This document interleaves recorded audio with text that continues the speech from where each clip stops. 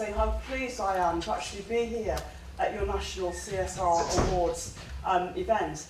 And I haven't been to this venue before, and it is absolutely spectacular, and it's award-winning. And I just somehow just want to say this at the outset, that I do feel that the location, and also so many of you here, all of you, really at the kind of the cutting edge of the work that you're doing, I think gives us a wonderful opportunity to keep the momentum going and remind ourselves that it's going to be you and your cohorts and your organisations and companies and your collaborations, if anything, that's going to take forward the whole momentum on the circular economy. It's going to be the work that's coming from you. And I think that this conference, Karen, has got a really important part to play in all of that.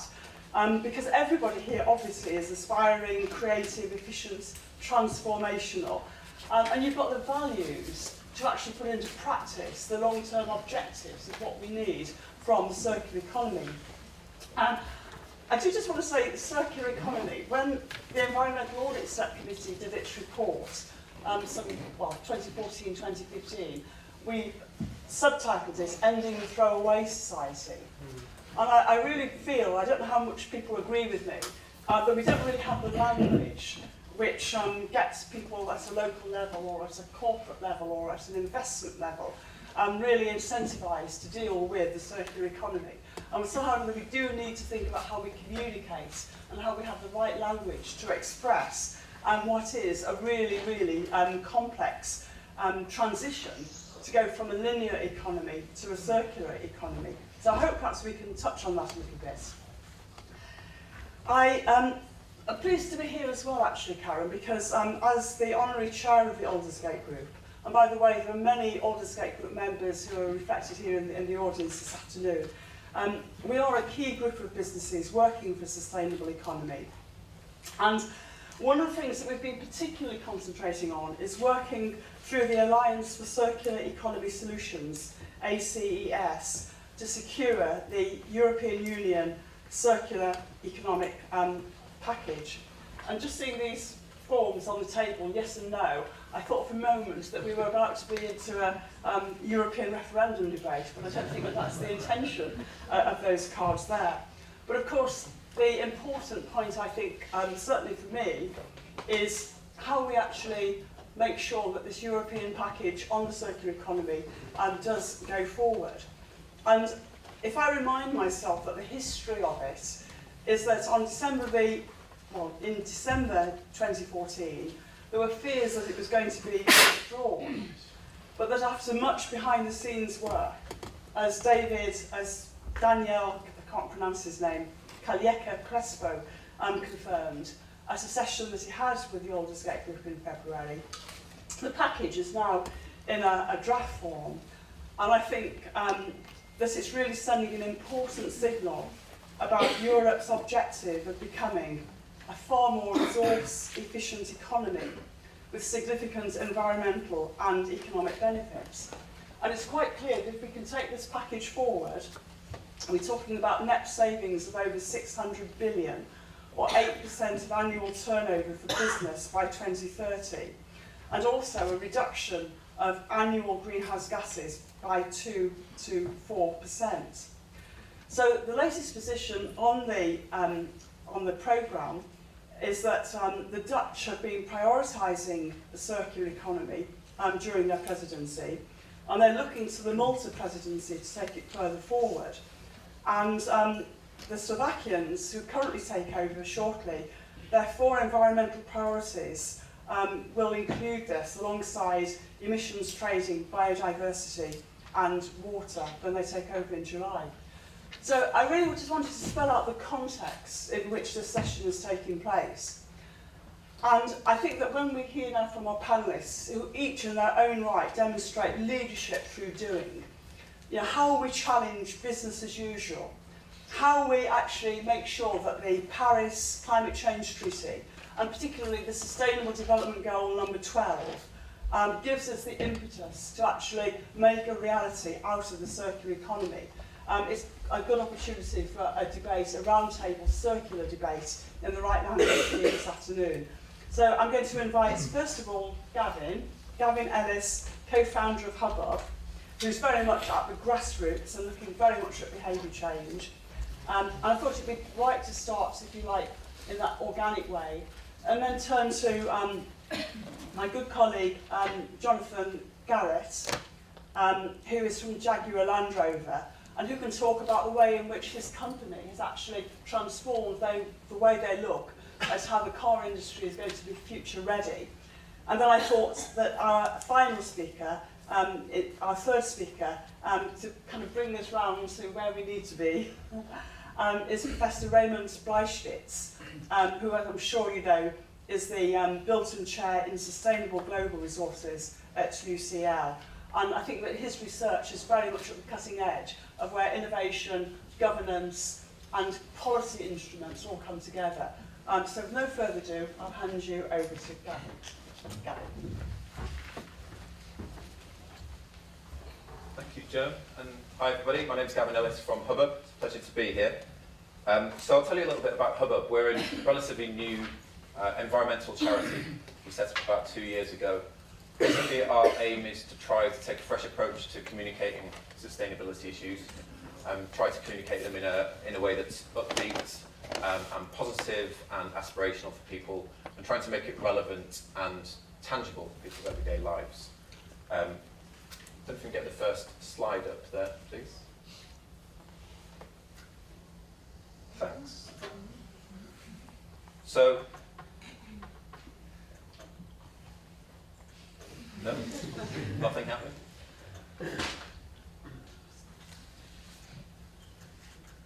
Okay. So, we divide our work into 4 what we call hubs, which are essentially the themes of activity.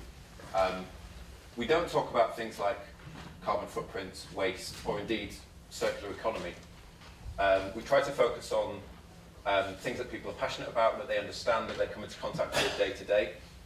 So our 4 hubs of activity are food, fashion, homes, neighbourhoods. So we all eat every day, we all wear clothes, we all have a home, or most people have a home. We all have a neighbourhood in which we live and work and care about. These are the things that people are really passionate about, their passion points, so we use those as the hooks to try to get people engaged on the sustainability and environmental messages we're trying to put across. So our role really we see is sort of testing, innovating, finding new ways to engage people on these issues, and then finding a model that works and essentially giving that away and open sourcing it so that other communities, other organisations across the UK and elsewhere can take them on and run with them, and I'll give you a few examples of how that works. So how to engage people? We think there are 3 kind of key lessons here. The first is to make it easy, to make it topical, to make it emotive. The second is to create unusual collaborations, bring unlikely bedfellows together, and that's often where the really interesting projects come from. And then thirdly, and really importantly, being innovative and being creative with the topic. The first one then, being simple, making it simple and emotive. I'll just briefly tell you about a project that we trialled earlier this year in the lead up to Mother's Day called Bundle of Joy. It's essentially a gifting campaign for mothers to gift children and baby clothing that's been outgrown but still in perfectly good condition, gifting it to other people within their local community who might have more need for it than they do. And I guess the key tenets of this are that it's not donations, it's gifts. They're actually gifted in lovely packaged gift boxes, and all of the parents come together and have a kind of sociable meeting where they exchange gifts amongst each other. And it's also people within their local community. So it's not going off to an anonymous person perhaps overseas and they don't really understand where it's going to. It's going to somebody potentially who lives just down the road. So we tested that in Herne Hill in South East London in the run-up to Mother's Day this year. We gifted 1,500 garments, 250 families benefited from that, and the clothing had a financial value of £11,000. The plan now is that we create a model, a how-to guide essentially of how to run that, and then next year in 2017, in the lead up to Mother's Day in March, we give that out to community groups across the UK, mothers groups, parents groups, We provide them templates, poster templates, social media templates, and they run this project themselves next year, and our aim is that there'll be 40 of these Bundle of Joy campaigns springing up across the UK in the lead up to Mother's Day next year. Second is unusual collaborations, and if I could get the video for this, I'll let the video do the talking here. Each year, 33 million garments are provided to the 11.6 million workers across the UK, and a staggering 90% of those end up in incineration or landfill every year. That's about 15,000 tonnes of textiles, which could be put to good use if repurposed. Hubbub has brought together a unique collaboration of people. We're working with the designers Everything in Colour, Ocado and Her Majesty's Prison Northumberland to provide one creative solution to corporate textiles waste. With our partners, we're taking the end-of-life Ocado uniforms, repurposing and refashioning them into something else. We've got a waste strategy as part of our corporate responsibility strategy, so I think this is one part of that and allows us to hopefully stop textiles ending up in landfill. We're Everything in Colour. It's Grace Clark and Anna Crawley, and we have a little shop based in Hackney Wick, and we make clothes and accessories all out of textile waste. Our whole aim is to minimise waste. So we've been working with the trousers and their jumpers, their jersey items, and coming up with ways of actually extending their lives. We wanted to try and keep the products really simple, but keep them for things that Ocado could sell on their website and try and make some money back for their foundation, and also obviously that could be made easily in the prison in their workshop. This project is a perfect fit for the values of Sodexo. We firmly believe that everybody can change for the better.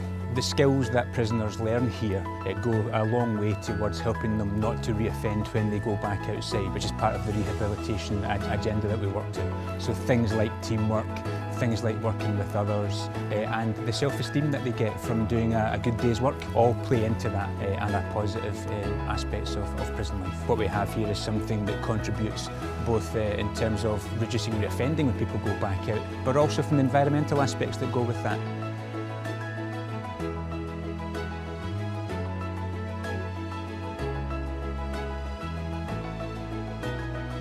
We're really passionate about keeping manufacturing in the UK, keeping it kind of sustainable, ethical. So it's a great thing to be part of for us. People have to find a way of using their waste and recycling it somehow. There's so much waste and it can't go to landfill anymore. It's really exciting to know that how with a bit of creative thinking and a collaborative partnership approach, you can find solutions to textiles waste that go way beyond just the environmental benefits.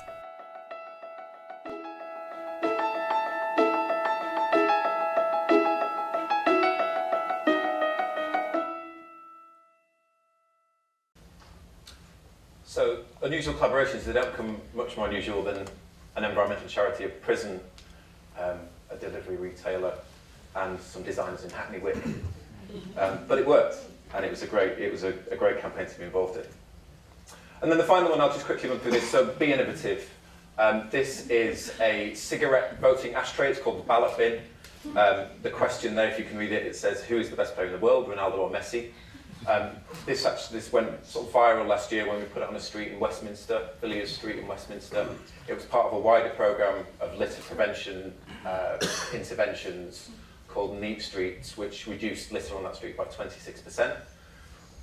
We're now rolling that out across 3 other cities in the UK, so Manchester, Birmingham, Edinburgh, and we're teaming up with a company called TerraCycle, who have a cigarette recycling programme where they turn cigarette butts into different plastic products such as tabletops and street signs and that kind of thing. So we'll be collecting cigarette butts using these ballot bins in those 3 cities, and you can tailor the questions to local questions, and working with TerraCycle to create new products from those cigarette bins. Thanks for listening.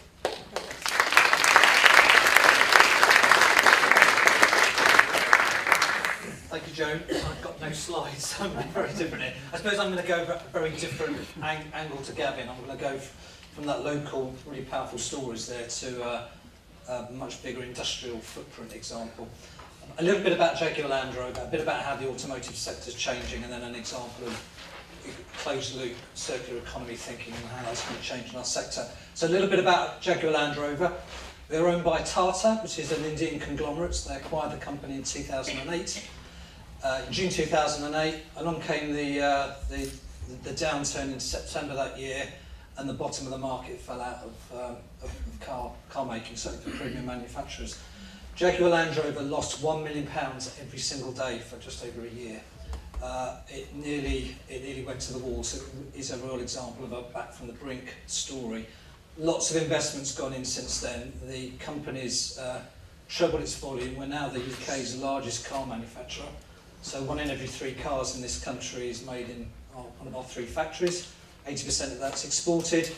We've doubled our workforce, so we've recruited more than 15,000 people in the last 4 years. The profitability is looking up. The investment that's gone in has been absolutely enormous. It's £11 billion in that period. And we invest more in R&D than the likes of Rolls-Royce Aerospace or BAE Systems. And the reason the company is doing that, we're on the verge of another industrial revolution when it comes to transport. There's huge change going on in the sector. You'd have all seen the Teslas of this world. You know that Apple are working on a car. Recently, Dyson's looking at batteries for vehicles. There's a lot of disruption, so new entrants in the market, and the way business models are going to change, moving away from the traditional car ownership model to pay as you use or a lending model. So huge amounts of change going on. So we're having to sort of assemble the engine in mid-flight while we've got a traditional business model on one side, and we're actually experimenting on new business models. There's a new business was created that was launched literally just a few weeks ago called In Motion. So if you Google In Motion, it's a service-driven business about peer-to-peer car lending, premium car parking, those sorts of things. But everything's being driven through the mobile phone. It doesn't make anything, and it will sell those sort of premium services to anybody. So there's sort of a traditional stream of the company going and a service stream, and these two will combine going forward. But if I was to roll the clock forward in 10 years' time, one thing I'll guarantee is Jaguar Land Rover would be a very different company to what it is right now. So it's like a race to innovate. We've got to make money to invest in new products in the future. So we're very, very challenging with the likes of Tesla's losing $900 million last year. Can afford to take those losses. A company like Jaguar Land Rover can't. It's got to be profitable to reinvest in the product. So lots going on. The big issue for us is obviously CO2, and the car is obviously a major source of CO2. And we tackle that through three main areas. One is obviously the powertrain. So that's moving away from combustion engine to hybrids and battery electric vehicles. The next area is lightweighting. There's no good having an electric vehicle if it's really heavy, because it'll have no range. And also aerodynamics, so reducing the parasitic losses. And you've got to work on all three, and there's no silver bullet. We've got to work on all of it. One of our major areas, moving on to the circular economy side, is with aluminium. So the majority of our cars now are made with aluminium rather than steel for its lightweight purposes to reduce the emissions. But we do full life cycle assessments of our products. When you do the life cycle assessment, if you use 100% virgin aluminium in our cars, there'd be no net environmental benefit, because although the car's light, there's been more energy that's gone in to make the aluminium from its bauxite state. So that sort of environmental accounting encouraged us to look at how can we reduce that impact so that we have a true environmental impact across the whole life cycle. And it's through recycled content. So we work with our supplier, Ellis. Ellis, their business model is all about using recycled aluminium. And this involves a major investment through Innovate UK, a number of our suppliers. So think of rolled aluminium. So unroll your aluminium sheet, comes to the press shop, we stamp out the parts, what I call the cookie cutter waste around the edge. That is segregated. We've had to invested £7 million in new conveyors, because you can't mix different types of aluminium. We had to create a brand new aluminium alloy to accept recycled content. It's called RC5754 for techie-minded of you. That aluminium is then segregated. It goes back to Ellis to be melted down into the next batch of aluminium that comes back to us. We reached a real milestone at the end of last month. We call this programme Real Car, Recycled Aluminium Car, and it recycled 50,000 tonnes of aluminium across things like the Jaguar XC, the new F-Pace, Range Rover and Range Rover Sport. That 50,000 tonnes of aluminium to reprocess that back into aluminium for our cars uses 95% less energy than virgin aluminium. So that 50,000 tonnes corresponds to, using carbon footprint terminology, 500,000 tonnes of carbon, or CO2 equivalent, which is more than our entire UK energy footprint in terms of electricity and natural gas. So we've achieved essentially a 50% recycled content. We've had to re-engineer our supply chain. It's not only our own waste, it's our tier 1 suppliers send their waste. We had to set the contracts up, get our manufacturing guys on side, needs a lot of leadership to push it through. And we've achieved essentially 50% recycled content. So you'll drive a new Jaguar XE, half that body, half that 250 kilogram aluminium body has got recycled content in it. So that's the first stage. The second stage is looking at, can we use post-consumer waste? Brackets, aluminium drinks cans. The aluminium in a Coke can, we can use that in a car. So we've done some trials where we've boosted the recycled content up to 75% with post-consumer waste. That is in a trial. It's a much more challenging environment when you've got mixed scraps coming in from different mixed waste streams from post-consumer sources coming in. And we've got to industrialise that. But we're aiming for our aluminium bodies to be 75% recycled content by the end of this decade. And there's a really positive business story here for us. It saves millions of pounds. And it's a real driver. The economic driver's there, the environmental footprint reduction is there. But we realise there's a huge amount to do. This is a closed loop rather than circular economy. Our cars are sold to a dealer. You don't get that car back at end of life. Who looks where the business model will change? Where will we lease our vehicles and then actually get them back at end of life? A really true closed loop. It's finishing off. It shows that there's really good commercial reasons for doing it, but it's then given us a template we can apply to other commodities. So magnesium is used in the car for really high strength and safety purposes. A lot of plastic goes in the car. So we want to take that learnings we've had through a real car and accelerate them through other commodities. And it encourages all sorts of other collaborations. We talked about the cigarette recycling. For example, in the wheel arch of a car, we have a lot of sound deadening. So premium vehicles, we're on a really high quality ride. That wheel arch line is made out of recycled plastic, plus a byproduct from the sugar beet industry. And it's 9% lighter than its previous material. So we've got all sorts of opportunities to innovate, but we need to establish all those collaborations with lots of different businesses. Well, so just started the journey. Just started the journey, and I think what you've really shown is the sort of kind of wow factor of what can be achieved when you start to apply the environmental competitiveness, the efficiency alongside the environmental footprint. So to bring our panellists together, finally Raimund, who has, I believe, some slides to try and put this into the context of overall policy making and governance and transparency and innovation. Well, thanks a lot, Joan. I'll try my best, and indeed thanks for inviting me. I got some slides and I hope they will be there in a second. Speaking about the economic drivers for resource efficiency, circular economy, and this would be the first slide here. I think we all were familiar with the situation in the 2000s where the resource prices, the commodity prices have been intensely upwards. There's a doubling of energy prices, a tripling of food and metals prices, but this situation has changed quite radically. The commodity markets are much more of a roller coaster now, and from that perspective it is much more difficult, or challenging, to think about commodity prices being a main economic drivers. The future of those commodity prices, the future of aluminium prices, energy prices is fundamentally uncertain. So how should business then figure out the opportunities or the risks that come with investments into a circular economy? That's difficult. And indeed one of the major risks also coming with a roller coaster on the commodity market is underinvestment.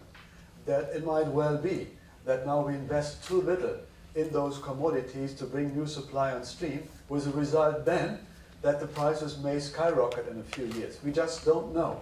And one of the results of this fundamental uncertainty is also what I and many other people call the risk of a perfect storm. That at the conjecture of climate change, of weather extremes, of impacting on people also, there's a large risk of social rights of many people gathering in the streets and bringing whole systems into trouble. And this is also an issue for, say, international relations. Think about Indonesia, where currently there is lots of fires there, where then the Indonesian region might run into trouble. Or think about the South Chinese Sea, where we see a rather dangerous conjecture between different governments using military power, using gunboat diplomacy, partly in access to resources, partly indeed with all the cultural, political things just happening there. So I would like to see a circular economy as a rather robust approach to look at resources in a more comprehensive manner, to compare the different streams of resources, the different footprints, and to make the whole system of using resources more resilient. And you will probably know that one of the most famous definitions of the circular economy is the economy that is recreational by design, which indeed is evident in the case of biotic resources, how you do it. But it also requires the whole stream of using abiotic resources, non-renewable resources, such as aluminium, in a more recreational manner. And that's not easy, because the ecosystems are hardly able to provide a shift from using non-renewable to renewable. So we need to think about how we use these non-renewable resources in a more sustainable way. And this is why the circular economy is a very holistic approach. It would make business and economies more resilient, in particular all the supply chains, but it also should be designed in a way that it stimulates a broader range of eco-innovations and indeed would then be able to create more jobs, basically because value-adding activities take place here, where otherwise there would be just activities of extraction elsewhere and landfilling here, which is not really a sort of job-creating type of industry. So this sort of job creation has been also part of the story. This leads to an interesting question. What exactly is the scope for a circular economy? Is it rather looking at the end of the chain, look at it as a sort of reloaded waste management system, or do we really look at the whole inputs and the use of all materials, all resources throughout the economies in a more circular manner? I suggest it is the latter. We need to adopt a more comprehensive approach. So take it as a sort of slight criticism, as a take-home message to the European Union, to the many people who say, well, we speak about a circular economy, but what we do is to do better waste management. That's falling a bit too short. And indeed, when you do the metrics, you will also realize that the recycling target that is currently calculated signals much progress on the circular economy. But when you look at a circular economy as an economy that uses more secondary materials and take this as a key number of what a circular economy should be about, then the current success is much lower. It is rather at the stage of, say, 13% compared with the 40 or 42% that you would have if you just look at the current recycling quota. So what does it mean, these macroeconomics? We've done some modeling exercises. We came to a similar result. And basically, the key in this macroeconomic dynamics of creating jobs and creating growth while reducing pollution comes with this micro effect of reducing costs, reinvesting the savings into innovations, thereby then bringing new products on stream, be able to develop new business models, and then indeed generate the revenues that help governments to raise more revenues, etc. So that is the basic mechanism that we shouldn't forget, this sort of leadership attitude. When you then look at the good practices around, and certainly I should have added Jaguar and your company here, but I thought indeed you would bring it along. I think one of the most fascinating examples that we currently see also happens outside the UK, even outside Europe, which is the Lingang area, close to Shanghai. They do a large-scale demonstration zone for a what they call low-carbon valley and a circular economy. They do this demonstration zone for 500,000 of people. A totally new city where new companies are asked to settle down, to develop new products, to test new models. new business models to bring new products on stream, and the 500,000 people living there would be like people living in a laboratory, being the leaders for testing those new technologies, and then spread the word to the rest of the world. Well, it works. We have tested it. So that's a sort of good practice, large-scale experiment that we need in order to deliver a circular economy. Indeed, business models are essential. That has also been mentioned. We know about new business models in areas such as a new supply of sustainable materials, a more service-oriented company, resource reuse of a number of materials, including fertilizers, and sharing platforms. So thinking about cars, for instance, that where the materials are produced in a much more sustainable manner, where the lightweight contributes to a number of reduction, but then sharing those cars, using them in a number that is affordable, in a number that is also that is also good for a mega city such as London. So the combination of these new business models, and I'm sure there will be more business models also being developed, that's also one of the leadership issues that we would expect. This is an idea about eco-innovation. It also concentrates on the actors, where many things are being done in experiments, but they need to evolve out of those niches. And in order to evolve out of niches, to become transformational in regimes or what is called landscape alteration, this usually is where the investors, the financing, the final demand, but also the policies would need to kick in. Could I spend a minute here with you on the Sustainable Development Goals? You kindly mentioned the Sustainable Development Goal number 12, which is about sustainable consumption and production, and probably is the key goal on the circular economy. But at the same time, we also need to be aware of that a linear thinking in delivering the Sustainable Development Goals will also lead to traps, to lock-in effects. We can deliver better energy, but actually at the expense of using more water and more materials. We can deliver better food, but alongside we would also use more water and transform more land. So looking at those interlinkages in a more holistic manner, this is a key to also deliver this famous target at 12, but also to minimize the risk of a silo thinking that could happen if we just focused on single goals, on single resources, on single areas. So doing this, I think, is the main challenge. What would be next? I think we need to know more. We need to know more where the resources actually are, including what is called the anthropogenic stocks, the materials used in the built environment. We also need a better approach to assess what really happens, to have a clear view on what the footprint results would be of the different areas. We need to establish those assessments in international networks. It's not enough to do it on a local, on a national, not even at a European scale. We need to do those things in collaboration with other key countries such as China. And we need to move on from the niches to the norms. I would say there is no shortage in niches. Good examples, we need to establish it as mass market. And indeed here we have lots of policies that could kick in, lots of financing vehicles. The EUC action plan is essential. And here is probably where I would end right now, and hope we have a good stimulating discussion. Thank you very much indeed.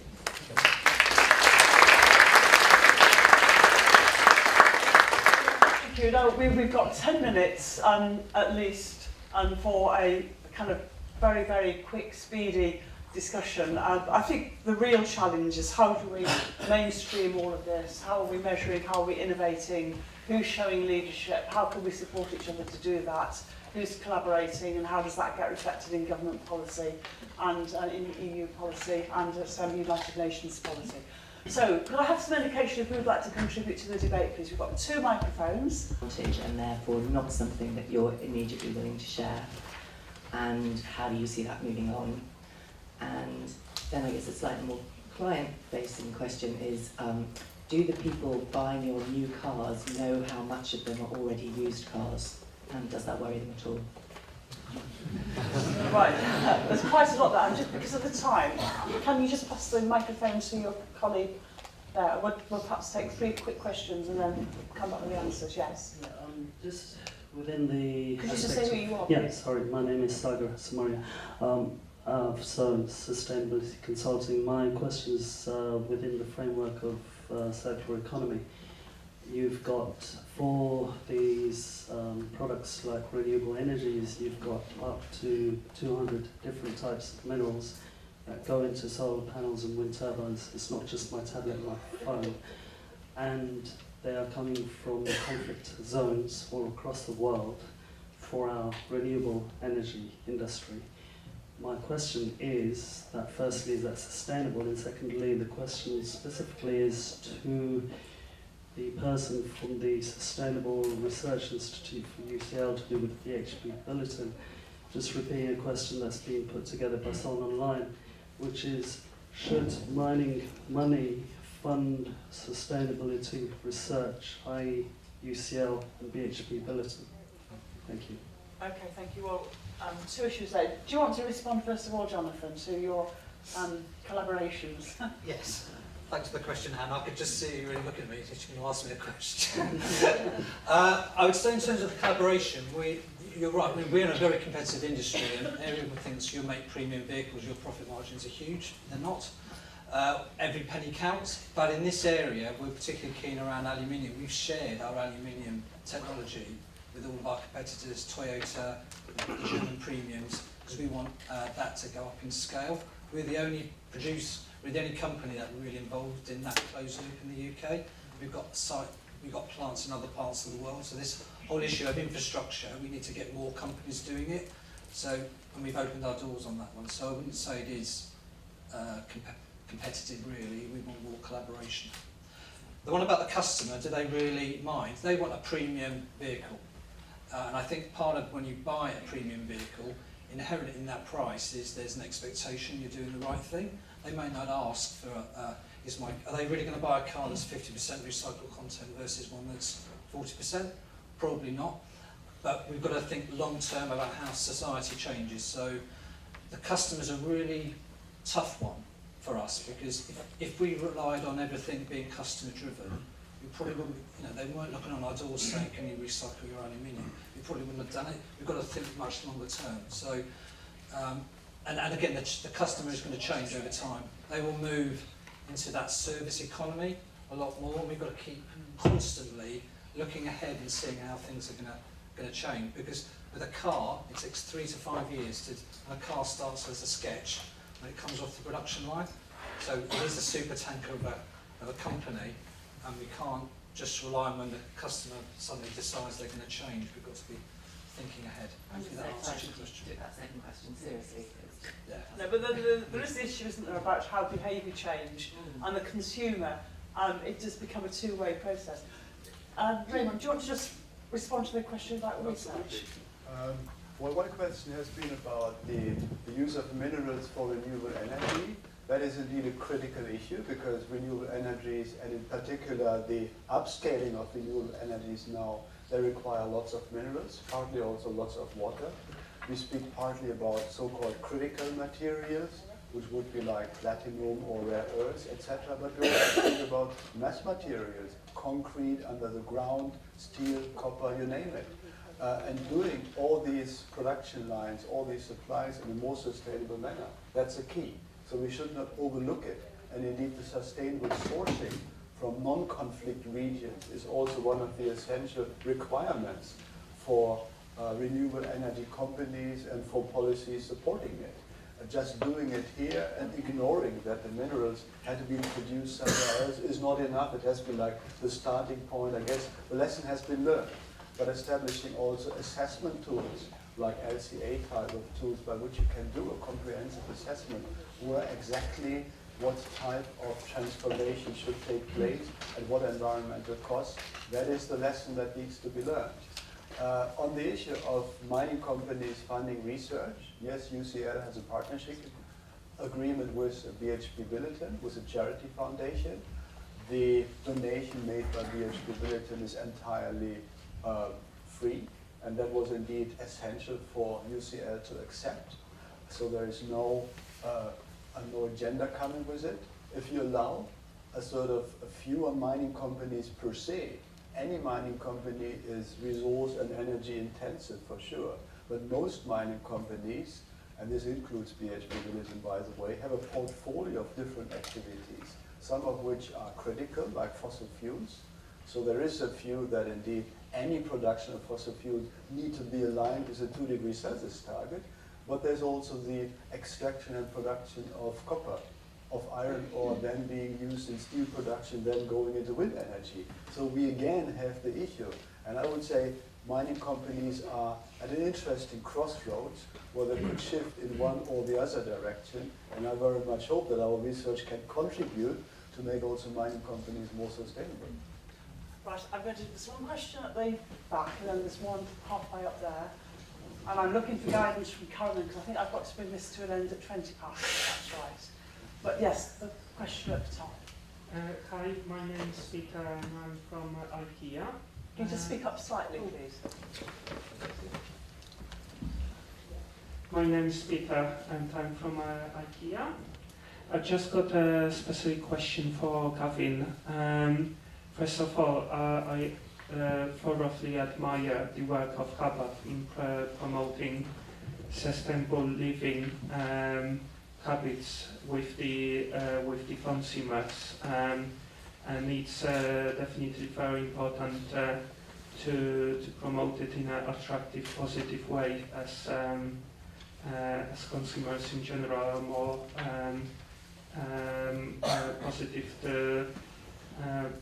positive messages that are being told off. But a question I've got is like how you measure your impact on the society and turn it into less wasteful from all the projects that you are doing with Ocado and other companies, including IKEA. How do you know that the activities you do make a difference within the UK society? Right. So who was it directed to? That was me. Right. Yes. Why don't you do that straight away then? Okay. So for all of our projects, we try to bring on board an independent valuation partner. So actually we're doing, as you probably know, we're doing a piece of work with IKEA at the moment. The independent evaluation partner on that is University of Surrey. So they measure the environmental, social and financial benefit of the project. But for each of our projects, we will bring on a different independent evaluation partner. So the litter project that I mentioned in Neat Streets, that was evaluated by Keep Britain Tidy, for example. Okay, so there is some evaluation. I think it's going to have to be our last question over here, halfway up, please. With the white shirt.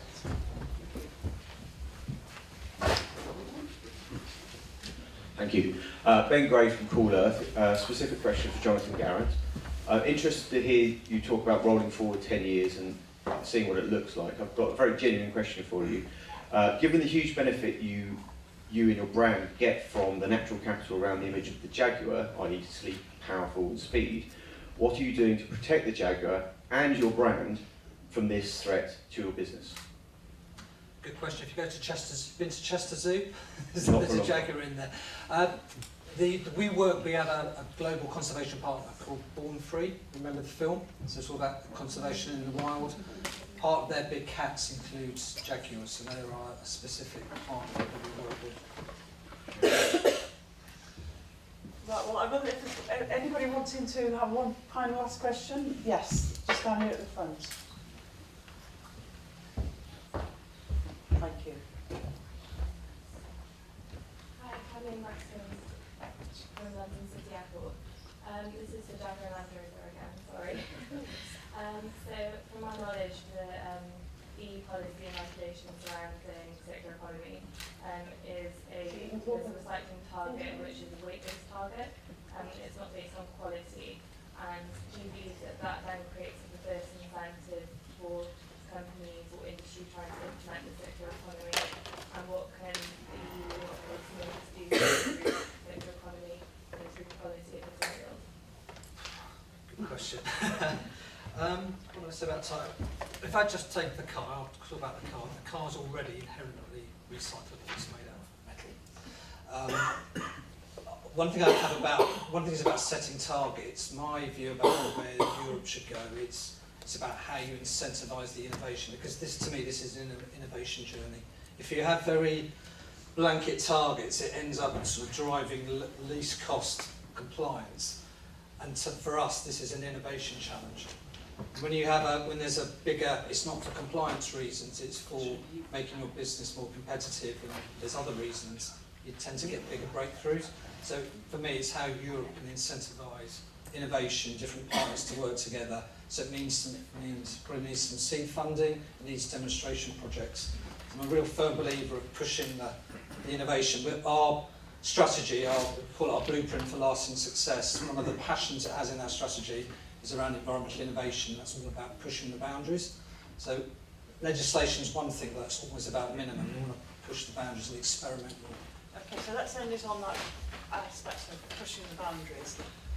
I really would like to thank our three panellists and perhaps give you an opportunity, just in one word or one sentence, to say how you think the best advice could be to everybody here to learn from your experience, to actually push the boundaries and deal with what is a hugely complex issue and area of policy making at all the different levels, in terms of how we should go away from here and prioritise how we can make the circular economy a priority long term.